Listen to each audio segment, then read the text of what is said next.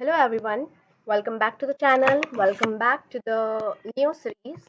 Yes, हम नई series लेकर आए हैं Oops for Beginner Concept. ये कोर्स 2 है और इसका नाम कोर्स 2 इसलिए है क्योंकि कोर्स 1 मैंने डाला था जिसमें हमने बेसिक और फाउंडेशनल जो कोर पाइथन के होते हैं वो हमने कंप्लीट करे थे। जैसे कि मैंने आपको लूप्स पढ़ाया है, डेटा स्ट्रक्चर्स पढ़ाए हैं, जैसे कि यहाँ पर आ जाता है आपका लिस्ट, डिक्शनरी एंड सेट्स, तो वो सब वहाँ पर अवेलेबल है।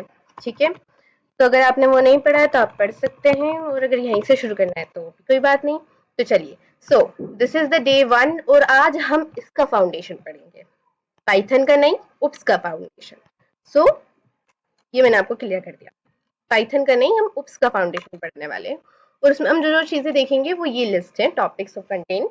पहली है जो आपकी प्रोग्रामिंग पैराडिगम क्या होता है वो देखने वाले हैं हम। तो प्रोग्रामिंग पैराडिगम का मतलब क्या होता है, देखो, हर किसी का अपना एक स्टाइल होता है लिखने का, हर किसी का हर किसी का एक स्टाइल होता है लिखने का, राइट।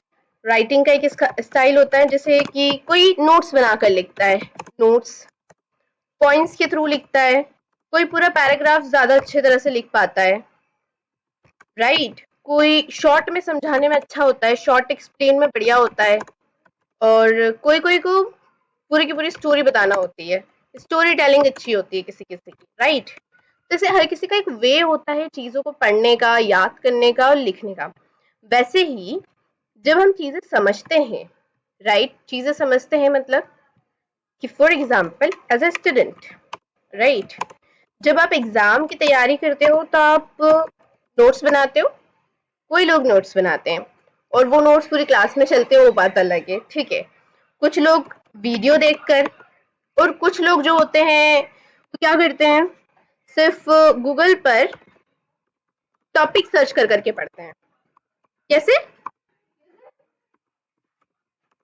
कोई टॉपिक सर्च कर करके पढ़ता है, सबके अपने अपने तरीके होते हैं चीजों को और इन्फॉर्मेशन को ग्रेप करने के, समझ में आया। तो इसी तरह से जो प्रोग्रामिंग पैराडिगम होता है वो भी क्या रेफर्स करता है कि स्टाइल और अप्रोच ऑफ राइटिंग कोड। क्या लिखा मैंने, एक स्टाइल और अप्रोच ऑफ राइटिंग कोड। और अगर इसको सिंपल और साफ शब्दों में कहूं मैं, तो इसका मतलब क्या होगा, a way of writing and telling computer what to do and how to do through code. तो इसका मतलब क्या हुआ, ये एक स्ट्रक्चर होता है, स्ट्रक्चर एंड अप्रोच होता है, ठीक है। यही चीज जो होती है आपकी, उसे ही आप क्या कहते हो, पैराडिगम, ठीक है। तो इसकी देखो डेफिनेशन देख लो अच्छी तरह से, जहां पर लिखी है मैंने, a programming paradigm is in Python refers to a style or approach of writing a code. Essentially, क्या बोला था मैंने, स्ट्रक्चर बोला था, the way you structure and organise your program. आप किस तरह से अपने प्रोग्राम को स्ट्रक्चर देते हो और चीजों को ऑर्गेनाइज करते हो, समझ में आया आपको। दूसरी चीज से हम क्या बोल रहे हैं कि पाइथन क्या है, मल्टी पैराडिगम लैंग्वेज है, मतलब कि सिर्फ एक दो पैराडिगम नहीं है यहाँ पर, एक दो स्टाइल नहीं है लिखने के। क्या मतलब, वन और टू वे नहीं है आपके पास, टू वेज नहीं है लिखने के, राइट करने के कोड को, यहाँ बहुत सारे हैं, देयर आर सेवरल, सेवरल मतलब सेवरल स्टाइल्स हैं, बहुत सारे, डिफरेंट डिफरेंट है। और ऊपर से मजे की बात क्या है कि ये जो सेवरल प्रोग्रामिंग है ना, इन सबको सपोर्ट करता है प्रोग्रामिंग में पाइथन, समझ में आया। और भी मजे की बात ये है कि आप इन सब मिक्स करके एक नया स्टाइल बनाकर अपने प्रोग्राम में लिख सकते हो, ठीक है, सब मिक्सअप चलेगा यहाँ पर। मेन फोकस करना है वो है आपके दो, क्या, प्रोसीजर प्रोग्रामिंग पैराडिगम और एक है आपका उप्स। तो देखो, प्रोसीजर प्रोग्रामिंग पैराडिगम क्या होता है, तो अभी तक के हमने जो कोर्स 1 पढ़ा था, कोर्स 1 में हमने जितने भी टॉपिक्स पढ़े हैं, कैसे टॉपिक्स पढ़े हमने, डेटा टाइप्स पढ़ा, राइट, डेटा टाइप्स पढ़ा, फंक्शन देखे, और जो इसके मेन टॉपिक्स हैं, जैसे कि लिस्ट देखा हमने, और क्या देखा हमने, डिक्शनरी देखा, और सेट्स देखा, लूप्स देखे, कंडीशनल स्टेटमेंट देखा, और डिसीजन मेकिंग स्टेटमेंट देखा। ये सब कुछ जो होता है ना, ये सब कुछ जहां यूज किए जाते हैं, ये पूरा की पूरा अप्रोच को आप बोलते हो ये प्रोसीजर प्रोग्रामिंग। इसका जो मेन फोकस होता है वो किस चीज पे होता है, तो देखो आप टास्क को स्टेप बाय स्टेप पूरा करना। जैसे कि आपने इनपुट लिया, इनपुट लोगे आप, फिर उसके बाद उस इनपुट पर ऑपरेशन परफॉर्म करोगे, ठीक है, किसके थ्रू, फंक्शन के थ्रू, और फिर उसके बाद उस फंक्शन को कॉल करोगे और फिर उसका आउटपुट स्क्रीन पर प्रिंट करवाओगे। तो ये सब जो टास्क होते हैं ना, वन बाय वन जिसको आप पूरा कर रहे होते हो, इसे ही आप क्या बोलते हो, प्रोसीजर प्रोग्रामिंग बोलते हो, ठीक है।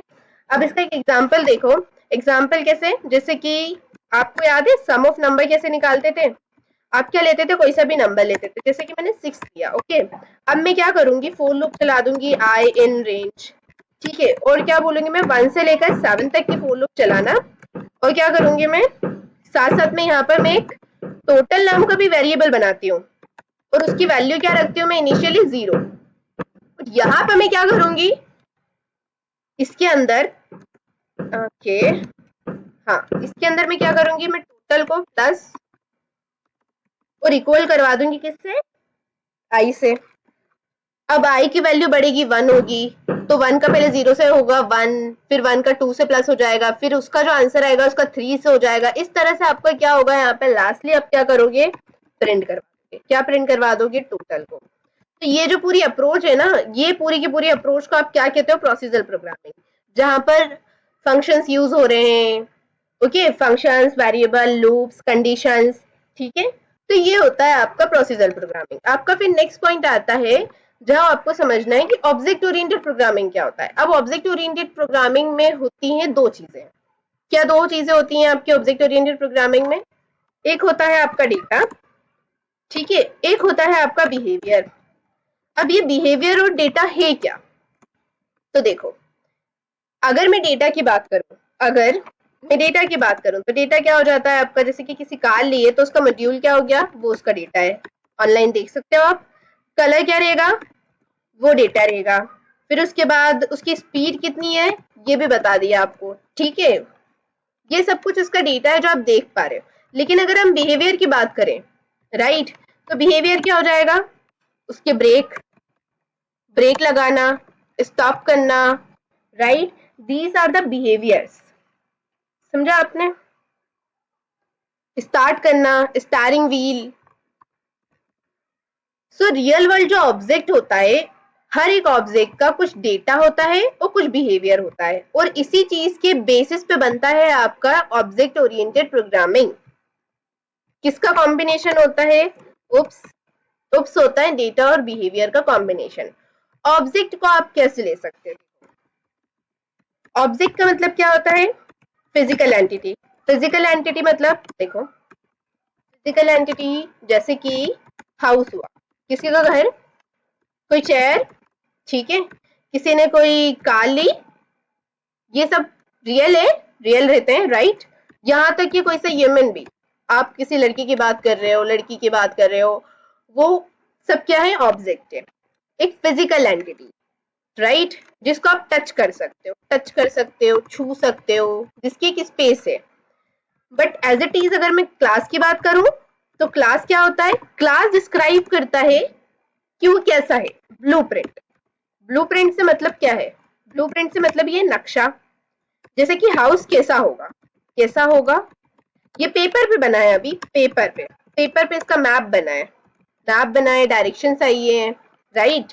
वैसे ही एक चेयर है, तो आपने एक फोटो देखा उसकी चेयर की, कि क्या लेंथ रहेगी उसकी, और चेयर कैसी है, मतलब कि पहिए वाली है या फिर नहीं है, ब्रेक्स वाली है या फिर नहीं, ऊपर नीचे हो सकती है कि नहीं, या फिर एक सिंपल लकड़ी की वो चेयर है, राइट। ये सब उसके बिहेवियर हो गए। कलर क्या है, इंसान है तो उसका नेचर यहाँ पर आ जाएगा बिहेवियर में, समझ में आया।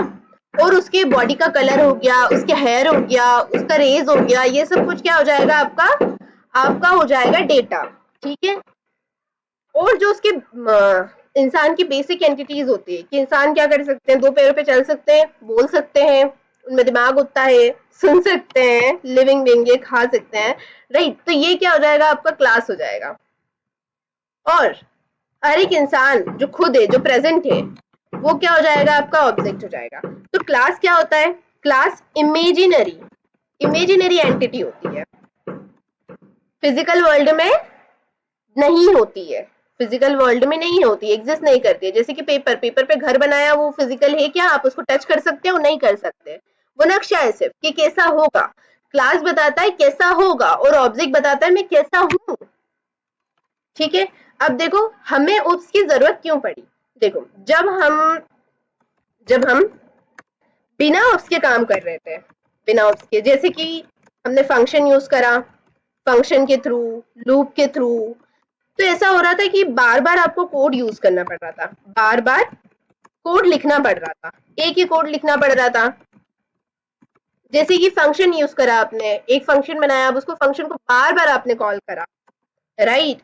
तो बार बार एक ही चीज को लिखने की वजह से क्या हो रहा था कि कोड लंबा हो जा रहा था, और उस कोड लंबा को बेटर स्ट्रक्चर में लाने का काम कौन करता है? उप्स करता है। अगर आप एक क्लास बना दोगे और उसके ऑब्जेक्ट को बार बार यूज करोगे, उसके अंदर सब कुछ समेट दिया आपने, फंक्शन भी लिख दिए, क्या आपने वेरिएबल भी बना दिए, और आपने उसको कॉल भी कर लिया, सब कुछ कर लिया, और उसको एक क्लास में डाल दिया, और फिर उसके बाद आप क्या कर रहे हो? आपने क्या करा कि उस क्लास का नाम लिख दिया, फॉर एग्जाम्पल एरिया लिख दिया, राइट।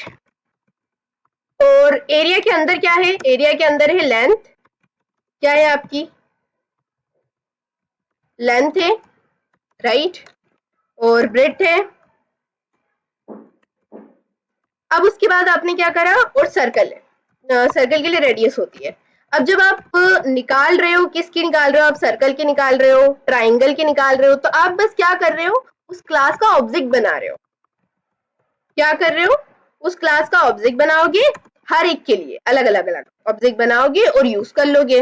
पर आपको क्या बार बार लेंथ और ब्रेड तो रेडियस लिखना पड़ी? नहीं, वो तो एक ही जगह रख दी ना आपने, उसको आप यूज कर पा रहे हो बार बार। तो आप बोलोगे तो फंक्शन से भी कर सकते हैं, उसके अंदर फंक्शन भी तो रख दिया ना बेटा एरिया का, ये फंक्शन आप रख सकते हो दूसरे फंक्शन में, नहीं ना?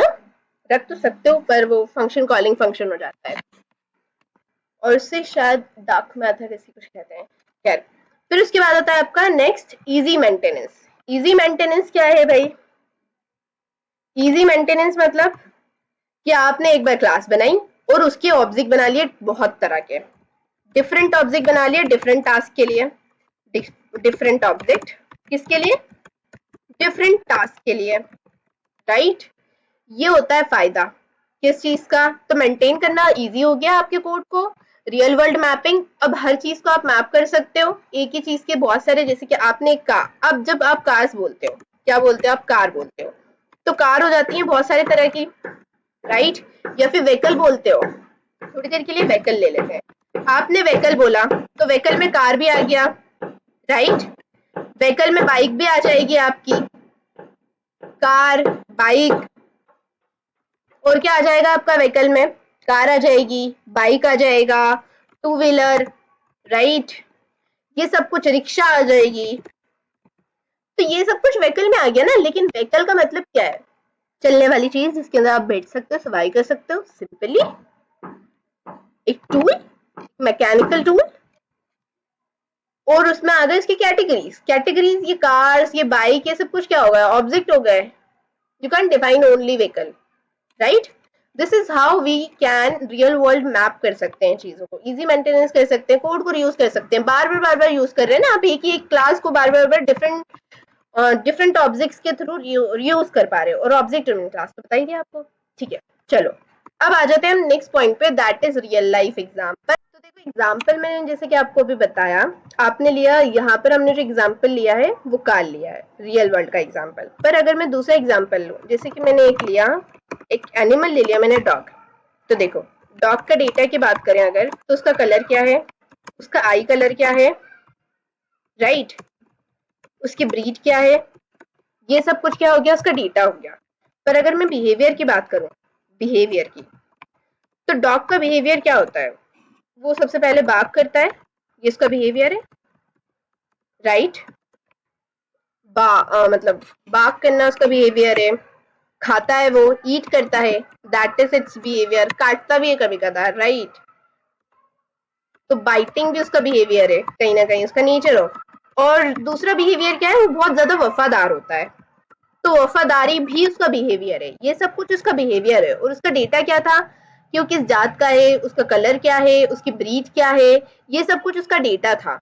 और अगर बिहेवियर की बात करी हमने, तो हमने बताया कि वो बात करता है, ईट खाता है, पीता है, काटता भी है, वफादार भी है, ये उसका बिहेवियर है। दैट इज अब आगे आपकी जो नेक्स्ट पॉइंट बनता है that is OOPs and Python. तो देखो, पाइथन में मैंने आपको पहले भी बताया था, एवरीथिंग, हर एक चीज क्या है, ऑब्जेक्ट है, सब कुछ ऑब्जेक्ट है, एन ऑब्जेक्ट। और उप्स जो होता है, उप्स में जितने भी उसके फीचर्स होते हैं, फीचर्स में मतलब कैसे कैसे फीचर्स आ गए, इनकैप्सुलेशन हो गया उप्स के कॉन्सेप्ट में, inheritance, class, object, polymorphism, etc। ये जितने भी उसके टॉपिक्स हैं ना, ये सब कुछ बड़े फायदेमंद है आपके लिए, बेनिफिशियल है पाइथन में। इसीलिए आपको पाइथन में इसकी जरूरत है, क्योंकि दोनों का कॉम्बिनेशन बहुत ज्यादा बेहतरीन होता है। और पाइथन पूरी फुल्ली ऑब्जेक्ट ओरिएंटेड प्रोग्रामिंग है। इसलिए अगर आप पढ़ रहे हो पाइथन, तो ये बहुत ज्यादा मेन टॉपिक है, आपको ऑब्जेक्ट ओरिएंटेड प्रोग्रामिंग पता होना चाहिए।